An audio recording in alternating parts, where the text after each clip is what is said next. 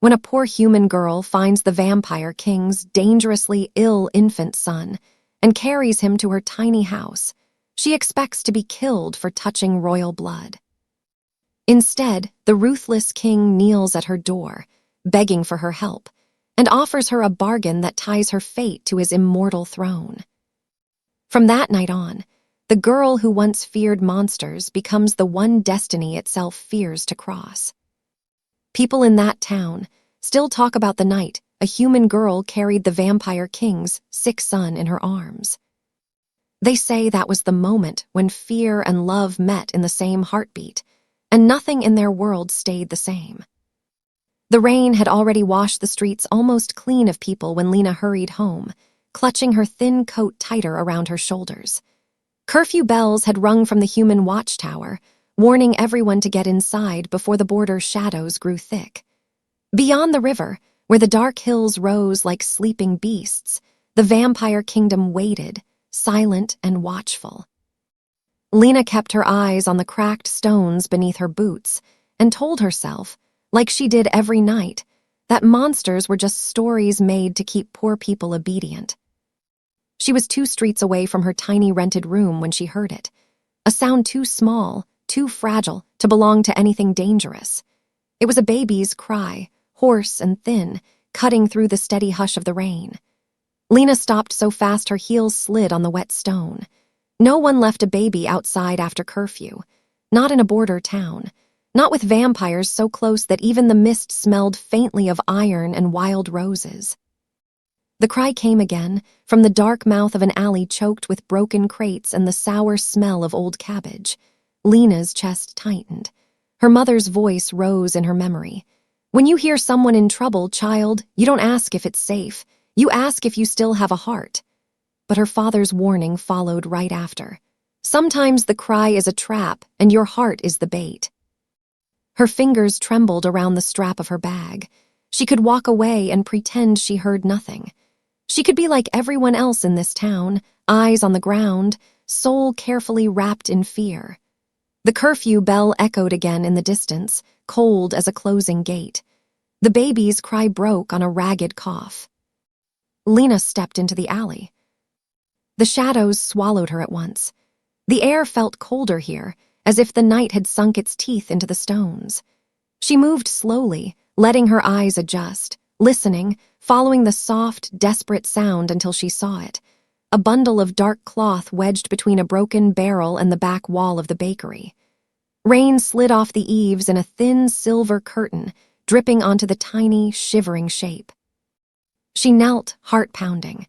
Inside the bundle, a baby no older than a few weeks struggled weakly, skin pale as milk, lips tinged a strange, faint blue. His small fists opened and closed as if he was fighting the air itself. Lena's breath caught. He was so cold that his chills seeped through the wet blanket and into her own fingers. "Hey, little one," she whispered, as if the shadows might be listening. "Who did this to you?" The baby's eyes fluttered open. They were not human eyes. In the half-dark, they glowed faintly, like embers hidden under ash, irises a molten gold ringed by a rim of storm gray. For one stunned heartbeat, Lena forgot to breathe. A thin silver mark, like a crescent moon, shone on the inside of his wrist. Every story she'd ever heard about the vampire court rushed back to her, about royal sigils burned into immortal blood, about the ancient law that declared death for any human who dared touch the air of the night. Her first instinct was to snatch her hands back. Her second was to pull him close before the rain could steal what little warmth he had left. The second instinct won. Lena gathered the baby into her arms, shocked by how light he was. His tiny body pressed against her chest, shaking with each weak breath. She could feel his heart fluttering like a trapped bird. Somewhere beyond the alley, a dog barked once and then went silent, as if something had stared it into quiet. "If you're royal blood," she murmured, half to herself, "you picked the worst babysitter in the kingdom." Her voice shook, but a crooked smile touched her lips for a moment. Jokes were the last defense she had against panic. She could carry him to the human guardhouse. They would see the sigil, feel the strange cold clinging to his skin, and pass him to the priests of the border. The priests would send a message across the river, and the vampires would come. Everyone would follow the law. Everyone would be safe. Except maybe this child. Lena had seen how the guards treated anyone different, anyone inconvenient. A baby claimed by 2 kingdoms might simply disappear. No questions, no witnesses. Problems were cheaper to erase than to solve. The baby coughed, a tiny wet sound, and his head rolled against her collarbone. Lena felt something inside her chest crack open. Law or no law, prophecy or no prophecy, she could not put him back on the ground and walk away. She pressed his small body closer, trying to share her warmth, and made the most dangerous decision of her life. She took him home. Her room was little more than a square of space above an abandoned shop, but to the baby it must have felt like a different world. Lena lit the single oil lamp, its golden glow pushing the shadows back to the corners. The smell of damp plaster and worn wood wrapped around them like an old blanket. She laid the child on her narrow bed and peeled away the wet cloth carefully, biting the inside of her cheek when she saw how his skin had gone almost translucent. "Who are you?" she whispered, running the back of her hand gently across his forehead. It was colder than the window glass. Yet beneath that unnatural chill, heat burned, wild and uneven, like a fever fighting with ice. He whimpered, turning toward her touch. Lena's hands moved automatically, guided by years of helping her mother tend sick neighbors with nothing more than herbs and stubborn hope. She warmed water in a cracked kettle, layered dry cloths from her own spare shirt, and improvised a tiny nest near the fire she coaxed from reluctant kindling. Every small action steadied her, even as the wrongness of it all grew heavier. This was a vampire child, marked and royal. Just touching him could cost her life. Keeping him here, if anyone found out, punishment would fall not only on her, but on her neighbors, maybe the whole street. Fear clawed at her throat. Still, when she dipped a cloth in warm water and brushed it over his tiny face, an unexpected tenderness rose and pushed the fear aside. "You're just a baby," she murmured. "You didn't choose your crown, or your fangs, or whatever you've got hiding in there." The baby stirred, a small sound humming from his chest. It almost sounded like a reply. Far beyond the river and the sleeping human town, in a castle carved from black stone and moonlight, a king felt that sound.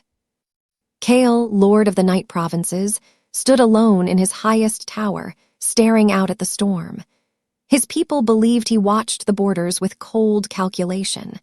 They whispered that his heart was stone, that nothing living mattered to him. Tonight, those whispers were as far from the truth as the stars hidden behind the clouds. In his arms, only hours ago, his newborn son had fallen suddenly still, eyes burning with a fever no vampire healer could name. One moment the child had been breathing, however weakly, the next he had vanished from Kale's senses as if someone had snatched his existence out of the air. The cradle had been found empty, the nursemaid in a faint on the floor, babbling about a wind that had turned the walls to smoke. Ancient prophecies Kale had never believed now churned in his mind. "Your heir will walk between light and darkness," the seers had warned, "and on the night his life is stolen, your throne will stand before judgment." Kale had crushed those words under years of rule, under treaties and battles and careful distance from the fragile mortals across the river. He had promised himself he would never let his people be ruled by fear. But when his son's presence flickered weakly again, far away, across stone and water and old hatred, every promise scattered like ash in the wind. He had sent no army. An army would start a war. Instead, wrapped in a cloak that turned his pale face to shadow, Kale crossed the ancient bridge alone, following the barely there thread of his child's heartbeat. Each step carried the weight of centuries of enemies, but also the more recent memory of holding that small, shivering body against his chest. The king who had never bowed now found that his shoulders were already bending under the simple, piercing terror that he might be too late. Back in the cramped little room, Lena rocked the baby slowly, pacing from window to door as if movement could scare away danger. Thunder rolled in the distance, and the lamplight trembled. The child's breaths came shorter, each one a small battle. His tiny fingers curled weakly in the fabric of her shirt. "Stay with me," she whispered, fighting tears. "I don't care if you grow up with fangs and a crown and a terrible attitude. Just stay, please." Her voice cracked on the last word. The room suddenly went silent. Even the rain seemed to pause. A pressure pressed against Lena's ears, strange and heavy, as if the air itself had taken a breath and was holding it. The flame of the lamp leaned sharply to one side, then steadied. Somewhere below her window, on the street, footsteps echoed softly, too light to be guards in metal, too sure to be a drunk stumbling home. Lena's stomach dropped. She crept to the window, careful not to jostle the baby. Peering through a crack in the shutters, she saw him. A tall figure stood in the narrow street, cloaked dark as the river at midnight, silver hair gleaming faintly under the weak lantern light. The wind did not seem to touch him.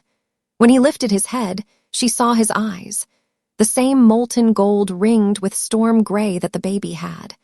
Only here, the light inside them burned deeper, older, carrying centuries of loneliness and unshed rage. The vampire king himself was standing in front of her building. Lena's breath hitched. Her first instinct was to duck, to hide, to pretend she was not there. But the baby whimpered softly in her arms, as if answering some silent call only he could hear. The cloaked figure's head tilted sharply toward her window, though she had made no sound at all. For a moment, their gazes met through the thin crack in the shutter. Lena felt as if he'd looked straight through her skin and into her soul. Then he moved. In 3 silent steps, he reached the door at the bottom of the stairs, pale hand resting briefly on the soaked wood. The old lock she had always cursed for being stubborn gave way with a soft, defeated click all on its own. She listened, frozen, as slow, measured footfalls climbed toward her room, each creak of the board bringing an ancient legend closer to her very human, very breakable life. The baby stirred against her, a tiny hand stretching blindly toward the sound of those footsteps. The door handle turned. The door opened without a knock, and the vampire king filled the doorway, hood falling back to reveal a face far more exhausted than terrifying. Shadows clung to his sharp cheekbones. His jaw was clenched so tightly, a small muscle jumped near his temple. His gaze landed first on the child in her arms, and something in his expression shattered, just for a heartbeat, into raw, naked fear. Lena expected him to roar, to threaten, to demand. Instead, he did something she had never seen any noble do, human or vampire. Very slowly, as if each motion cost him a piece of his pride, the vampire king bent one knee and knelt on her warped wooden floor.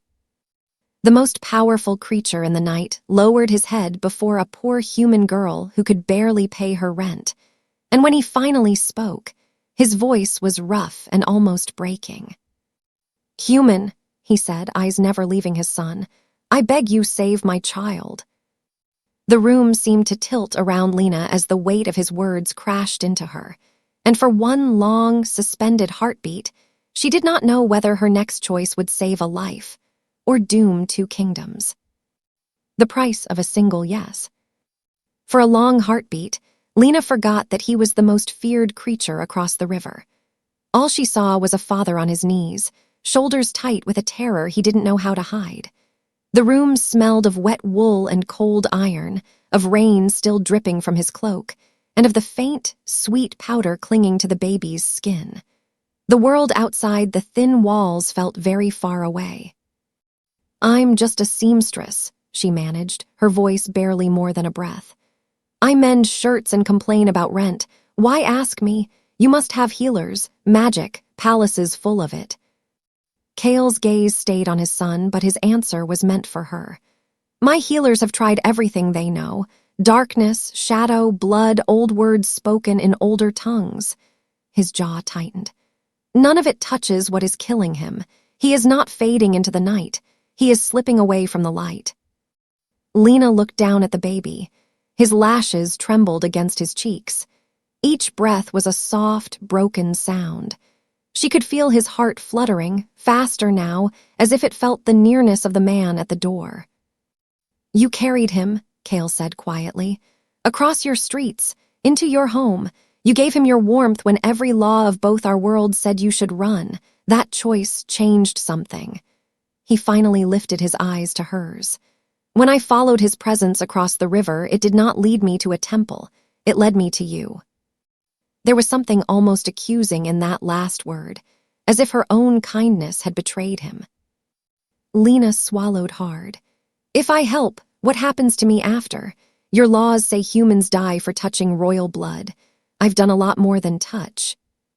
The king's fingers curled slowly into his cloak, the only sign of the storm inside him. "Those laws were written by men who believed fear was the only leash for their enemies. I have broken worse things than parchment." His voice roughened. "If you save him, I will owe you a life debt. Mine. A king's word is not a small shield, even in a human town." It sounded impossible, ridiculous. A promise hanging in the air between her peeling wallpaper and his ancient eyes. Yet something in his tone made her believe he meant every syllable. She looked again at the baby, at the tiny chest fighting for each rise and fall. Somewhere behind her fear, anger sparked, at whoever had left him in the rain, at a world that drew borders but not mercy, at the thought that some old rule could weigh more than a child's heartbeat. "Fine," she said, surprising herself with the steel in her voice. "But you don't get to order me around in my own house. If I'm going to try, you listen." For the first time, the corner of his mouth moved, not quite a smile, not quite disbelief. "Agreed." Lena shifted the baby carefully, wrapping him in one of her few dry blankets, the fabric thin but warm from the fire. "He needs heat, gentle and steady, not the kind that burns." She glanced at Cale's pale hands. "Can you do anything about that draft? If your magic can knock down doors, maybe it can keep the wind out." Without a word, Cale raised one hand. The tiny flame in the lamp flared brighter, yet no smoke rose. The gaps in the window frame seemed to thicken, the whistle of the wind dropping to a soft sigh. Shadows gathered near the corners of the room but stayed there, obedient, as if he'd told the night itself to sit and wait. Lena watched, lips parted. "Useful trick," she murmured, then shook herself and bent over the baby again. From an old box, she pulled a bundle of herbs, crushed mint, dried berry leaves, wildflower petals her mother had once sworn could coax a stubborn fever to loosen its grip. She had almost thrown them out after her parents died. Tonight, they felt like a last thread of them still helping her. She brewed a weak infusion in a chipped cup, letting the steam drift over the baby's face, warming the air he inhaled. Cale came closer, each step measured, as if he were approaching a shrine instead of a sagging bed. "What is his name?" she asked softly. The king hesitated. "Adrian," he said at last. The word seemed to steady him. "It means the other shore in our oldest tongue." "Fitting," Lena murmured. "He's practically living on one right now." For a brief second, something like pain and pride together crossed Cale's face. "He was never meant to belong only to my side of the river." Lena almost asked what he meant, but Adrian's breathing hitched, and all her attention snapped back to him. His little face scrunched, then went worryingly slack. The faint light in his eyes dimmed. "He's slipping," Cale said, and there was real fear now, naked and sharp. "I can feel him going." "Then help me," Lena shot back, "but you do it my way." She sat on the floor, legs crossed, and laid the baby in her lap so his head rested over her heart. The old floorboard was cool under her legs, the room very small and very quiet except for the fire's soft crackle. She looked up at the vampire king. Zit, the most powerful creature of the night, sat down on her worn rug without argument. "Put your hand here," she said, guiding his palm gently to Adrian's tiny chest. She placed her own hand over the baby's back, fingers spread, trying to share as much warmth as she could. You said he's between light and dark. Then maybe he needs both. You're whatever you are, and my very unimpressive humanity. Kale's brows drew together. If I pour my power into him, it could burn what little strength he has left. Then don't pour, Lena said. Just lend. For a moment, he simply looked at her, like a man staring at a door he had never noticed before. Then he closed his eyes. The temperature in the room shifted. It was not a rush of cold exactly, but a deep stillness, as if time had gone quieter. Lena felt something like the hum of distant thunder under her fingertips, traveling from Kale's hand through Adrian's tiny ribs and into her own skin. The baby's heartbeat fluttered harder, then slowed, each thump stronger than the last. Lena's own heart raced to match it. She felt as if she were standing in a river with two currents, one icy and ancient, one warm and painfully alive, colliding around her. The edges of her vision blurred. She smelled earth after rain, old stone corridors, iron gates, wild roses blooming under a blood-red moon. None of those things belonged to her memories, yet they moved through her as if they had always been there. Adrian gave a soft cry, almost a protest, and his tiny fingers closed around Kale's thumb. A faint light, softer than candle glow, shimmered where their skin touched. It ran along the baby's wrist, tracing the silver crescent mark, then leapt like a spark across Lena's hand. She gasped. A sharp, bright heat burned into the inside of her wrist, right where her pulse beat. She tried to pull back on instinct, but something held her there, gentle yet unbreakable. The light sank into her skin, leaving behind a thin, glowing symbol, half sun, half moon, locked together. Kale's eyes flew open. He stared at her wrist, then at his son, then at her face. No, he breathed, not in anger but in stunned realization. The bonding seal, it answered you. The what? Lena whispered, staring at the mark. It pulsed faintly with her heartbeat, warm and strange. Adrian's breathing had evened out, each inhale deeper than before. Kale's voice was very quiet. You did not just help him. You tied your life to his. From this moment, if my son dies, you die with him. The room seemed to tilt. Lena clutched Adrian closer, the new mark on her wrist burning like a brand and a promise, while the king of vampires watched her with an expression that was part awe, part guilt, and part a terror so deep it had no name yet. A heart that cannot turn back. The first thing Lena felt was not fear. It was anger, hot and sharp, rushing up so fast it almost choked her. Her life had never been worth much to anyone with power, but it had at least been hers. Now, without asking, it was bound to a baby whose world was made of shadows and crowns. You could have warned me, she said, her voice shaking, before you did whatever this is. Kale shook his head once slowly. I did not do it to you, he replied. I only reached for my son. The seal is ancient. It chooses on its own. His gaze dropped to the symbol on her skin. And it chose you the moment you picked him up from the rain. My power only made that choice visible. Lena stared at the mark. It had faded from glowing silver to a soft, pale shimmer, but she could still feel it, like a second pulse. Adrian stirred in her arms, now sleeping more peacefully, his small body less stiff. The warmth of him pressed against her ribs in a way that made it impossible to pretend she didn't care. So if he grows up and jumps off a cliff, she said, a wild edge to her voice, I go with him. If his life is cut short unnaturally, the bond will pull you after, Kale said.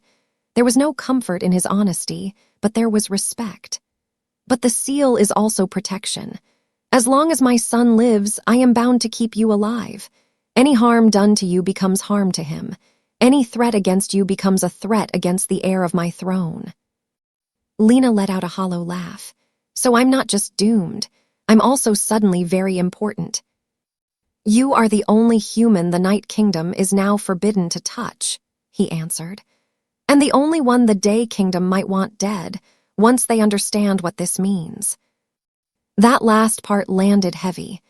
Lena pictured the guards at the border tower, the priests with their cold eyes, the way people like her disappeared when they became politically inconvenient. She had wanted a bigger life once, something that mattered. This was not what she'd meant. Silence settled between them, fragile and full. The fire popped softly. Adrian's tiny hand slid against her shirt, fingers flexing in a baby's dream. Lena watched his chest rise and fall, impossibly small, impossibly important now. "I could still have left him in that alley," she said after a moment, more to herself than to Cale. "I almost did." "You didn't," he answered. "That is why we are here." She looked up at him then, really looked. Without the first shock of fear, she noticed the lines at the corners of his eyes, the way his shoulders sloped as if he had been holding up a heavy ceiling for far too long. The stories had painted him as a cold demon in a cloak of blood. In this dim little room, he looked more like a man who hadn't slept in days. "What happened to his mother?" Lena asked quietly. Something flickered and closed in his gaze. "She was human," he said, choosing the words slowly. "Braver than any of my generals, kinder than anyone I had known in a century." Lena's throat tightened. "The prophecy," she murmured. "The child who walks between light and dark." Cale inclined his head. "Our worlds are built on walls. She believed a bridge was possible. She believed it so fiercely that I almost did too." His eyes drifted to Adrian. "The pregnancy weakened her. My healers did not understand her body. Human midwives were forbidden to cross into my lands. By the time my son took his first breath, she had already given her last."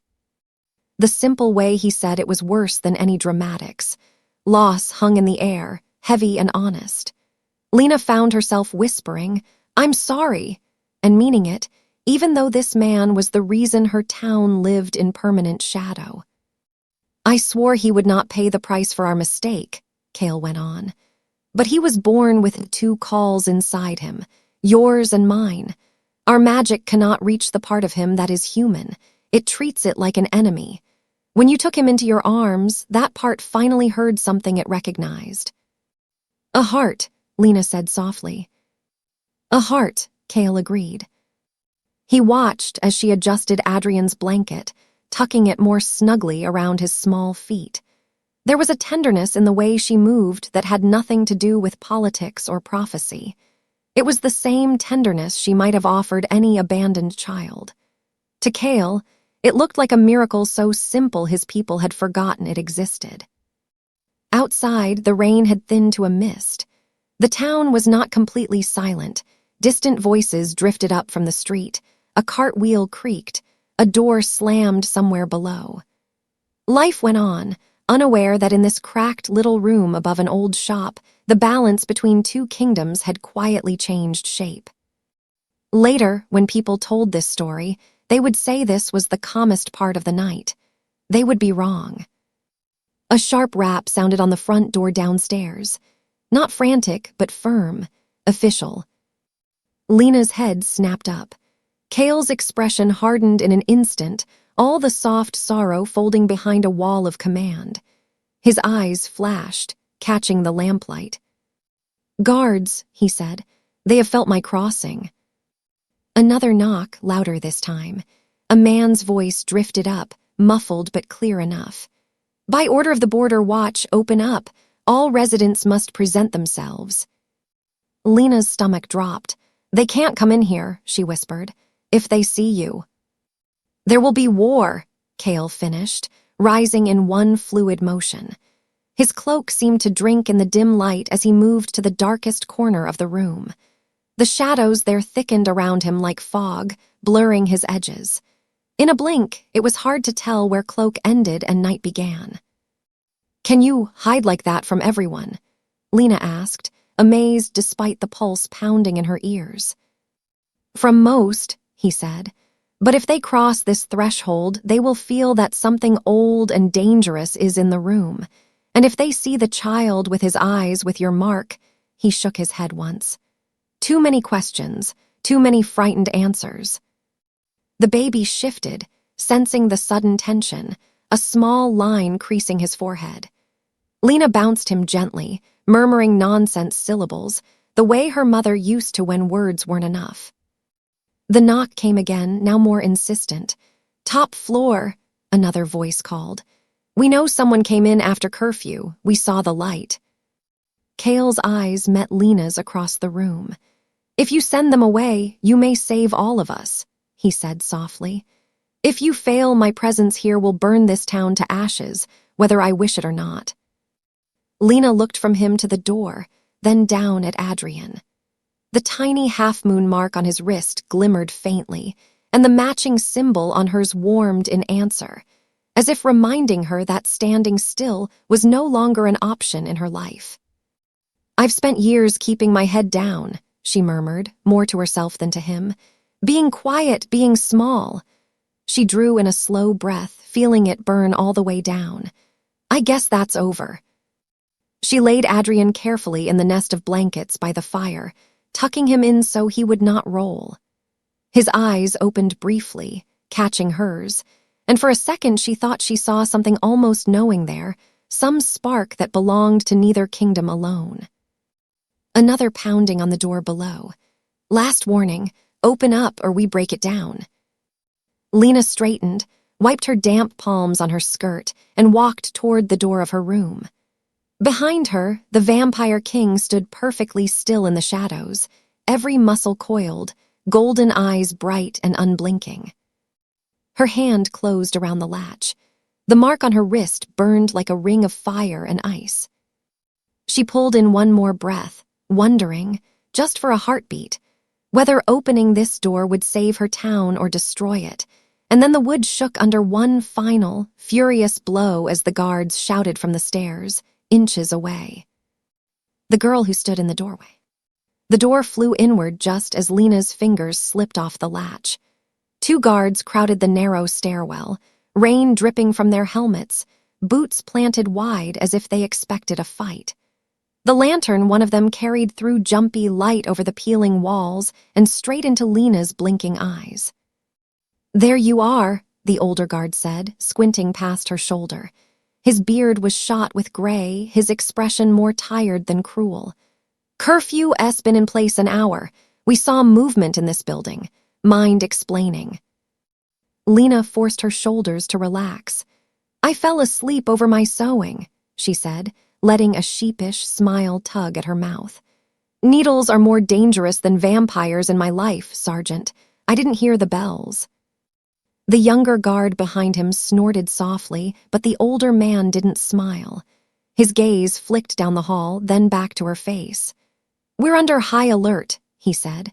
"Reports of a presence crossing the bridge, someone in a dark cloak. Human houses near the river are to be checked. For your safety, citizen." The word presence made the tiny hairs on Lena's arms stand up. She felt more than saw Cale in the shadowed corner of her room behind her, still as a statue, eyes no doubt fixed on the doorway. Adrian lay bundled by the fire, just out of sight if she kept her body angled right. "You're welcome to check my roof for cloaked monsters," Lena replied, gripping the doorframe casually so they wouldn't see her hands shake. "But if you're planning to come in, I should warn you, the real horror is my laundry pile." The younger guard actually smiled at that, his stern expression cracking for a heartbeat. "Regulations," he said with an apologetic shrug. "We have to at least look." Lena stepped back, careful, measuring. The room seemed to shrink as the older guard ducked inside. The lantern's light chased away every gentle shadow, except the one in the farthest corner, where Cale had wrapped himself in a darkness so deep it swallowed the flame's reach. To normal eyes, it was just a patch of gloom between the wardrobe and the wall. "Small place," the sergeant muttered, scanning the bed, the crate Lena used as a table, the hung line of half-mendied shirts. His gaze drifted toward the fire. Lena moved with him, staying just half a step ahead, as if proudly presenting a very unimpressive kingdom. "See, one bed, one chair, one exceptional tea stain on the floor I can't get out. No monsters, unless you count the rent." The younger guard's eyes were sharper. He glanced at the nest of blankets near the fire. "What's that, then?" "Fabric scraps," Lena said quickly. "Stuffing for pillows. I'm making them for Mrs. Harrow down the lane. She pays in bread, and I'm not stupid enough to say no to free bread." As if on cue, from the blankets came the softest sound, a tiny sigh, almost lost under the crackle of the fire. The older guard's head snapped toward it. The younger one lifted the lantern. Lena's heart slammed against her ribs. Without thinking, she stumbled forward, nearly tripping over her own feet. "Careful," she blurted. I spilled oil there yesterday. If the flame gets too close, the whole floor might catch." It was a terrible lie and also technically true. A dark spot near the hearth still gleamed faintly where she'd scrubbed earlier. The sergeant cursed and jerked the lantern back a little. In the same instant, the shadows by the blanket seemed to thicken, just slightly. The soft sigh twisted into what might have been a faint hiss of escaping steam, like the wet log in the fire had chosen that exact moment to protest. The younger guard frowned. "Did you hear?" "Rats," Lena said. "They love old wood. They pay less rent than I do, too." The sergeant gave the floor a suspicious look, then shook his head. "You really should report rats." "I really should report my landlord, but here we are," Lena answered, the words slipping out before she could stop them. It was the kind of blunt honesty that usually got her in trouble. Tonight, it earned her a rough, unexpected chuckle from the older man. "You from this town, girl?" he asked, the sternness in his voice easing a fraction. "All my life," she said. "Parents worked the looms until the mills shut down. I sew because there's nothing left to weave." She met his eyes steadily. "I know the rules, I keep to them. Whatever you're looking for, it isn't here." The younger guard's gaze had gone thoughtful. He wasn't looking at her room anymore. He was looking at her. At the faint pallor under her freckles, the way her clothes were clean but threadbare, the quiet weariness that came from too many long days. For a moment, Lena hated that he could see all that. Then she realized something else. Pity, once awakened, could be as powerful as fear. People didn't like to crush what already looked crushed. The sergeant sighed. "We're checking every doorway, miss." "Lena," she supplied. "No fancy last name, just Lena." "Lena," he repeated. "We don't mean to frighten you. There are whispers that the vampire king himself crossed tonight." His eyes scanned the ceiling, the walls, as if expecting a shadow to peel itself away. "If that's true, none of us are safe." Lena felt a flicker of bitter humor. If only he knew how close the rumor was to the truth. "If a king fits in my room," she said lightly, "I'd at least charge him extra." The younger guard smiled again despite himself. "You should lock your door after we leave," he said. "If anything unnatural is wandering about, it may be drawn to light and warmth." His gaze drifted unconsciously toward the blankets again. Just then, Adrian shifted, and one tiny fist pushed the edge of the cloth aside.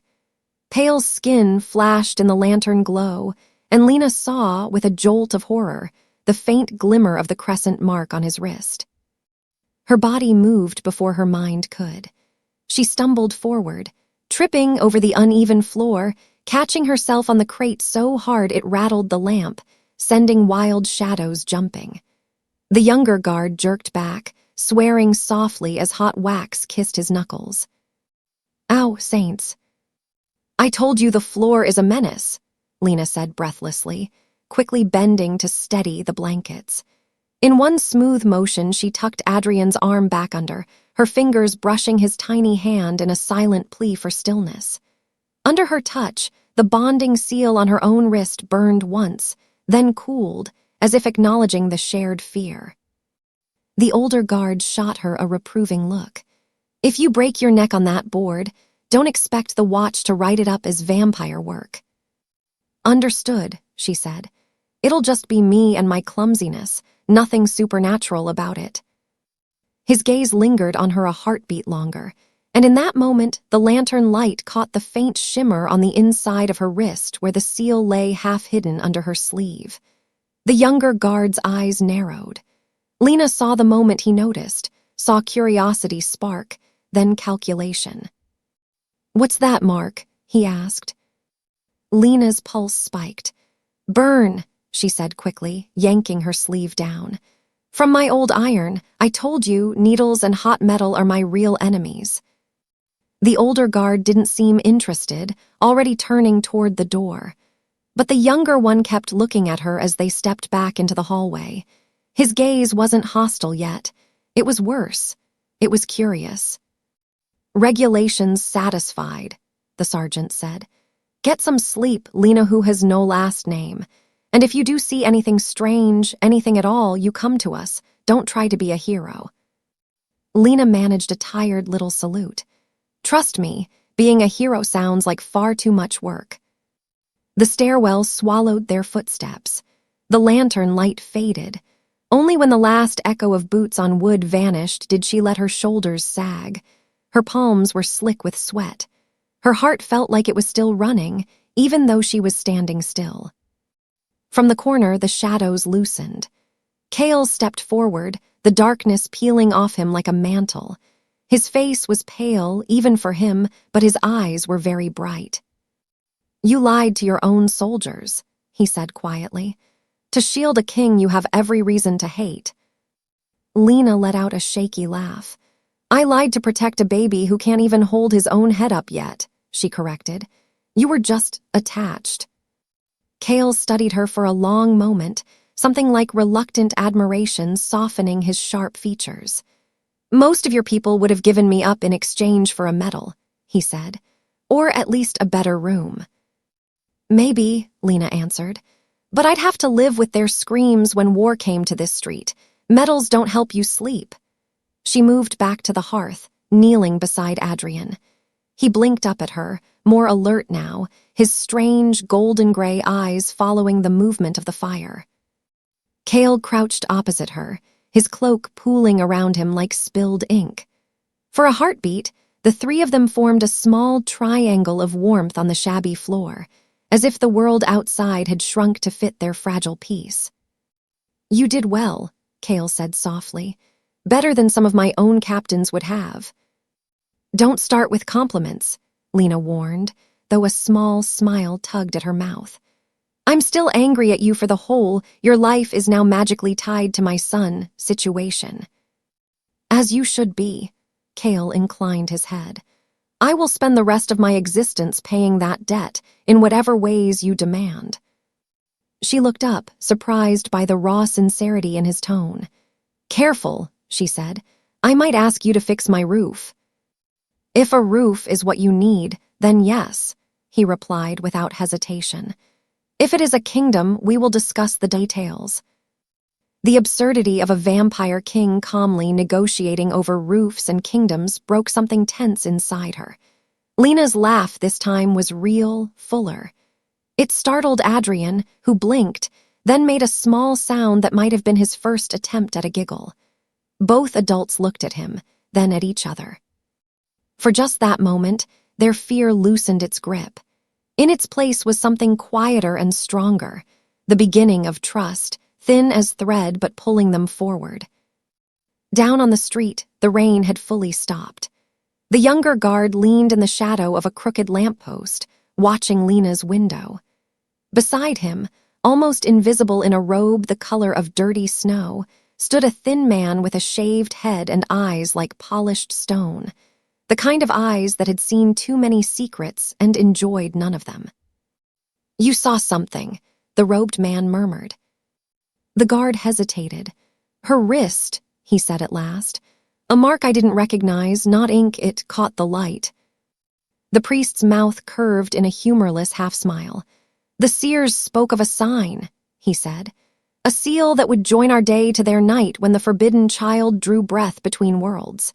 His gaze stayed fixed on Lena's window, now dark but for the faintest flicker of firelight. "You have done well to tell me." The guard shifted, uneasy. Sergeant Harrow said the room was clear. "Your sergeant is a good man," the priest replied. "But he believes the law protects him. I know better." He reached into his sleeve and drew out a small strip of parchment stamped with the red crest of the border temple. "At dawn, you and your captain will return with this. You will bring the girl to us for questioning. Quietly. No talk of kings or prophecies. She is just a seamstress we suspect of harboring unnatural things." "And if she resists?" the guard asked. The priest's eyes never left the window. "It is amazing how quickly courage crumbles when faced with the weight of holy law," he said. "But if not—" His fingers closed around the parchment. "Then perhaps the seers were right, and we stand at the edge of a new world, one that might need fewer people like her in it." Upstairs, Lena bent over Adrian, unaware of the decision being made in the street below. The bonding seal on her wrist gave a sudden, sharp pulse, like a warning knock from the inside of her own skin. She hissed softly through her teeth, pressing a hand to the mark. "What is it?" Cale asked, already reaching for her, concern breaking through his usually careful control. "I don't know," she whispered, eyes wide. "But something out there just decided my life is more interesting than it was an hour ago." The fire popped, sending a spray of sparks upward. One landed on the bare floor between them, glowing brighter than it should before winking out, as if the night itself were drawing a deep breath and preparing to speak.